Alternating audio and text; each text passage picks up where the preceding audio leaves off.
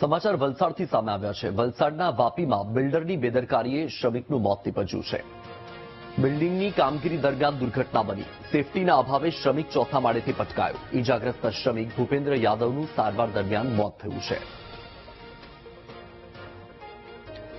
વધુ માહિતી મેળવીએ સંવાદદાતા માનવ ફોન લાઈન પર છે। માનવ, જે ઈજાગ્રસ્ત શ્રમિક છે ભૂપેન્દ્ર યાદવ, જેનું સારવાર દરમિયાન મોત થઈ ગયું, શું માહિતી?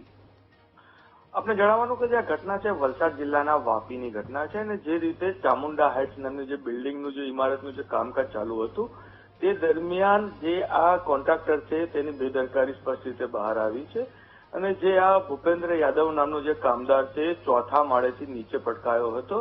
નીચે મોટા પ્રમાણમાં ઈંટનો જે જથ્થો રાખવામાં આવ્યો હતો અને તેના પર પટકાતા તેના માથામાં જે ભાગ છે ત્યાં ભારે ઈજા થઈ હતી। જે આ કામદાર છે એને તાત્કાલિક દાદરાનગર હવેલીની સેલવાસની વિનોબાભાઈ હોસ્પિટલમાં દાખલ કરવામાં આવ્યો હતો।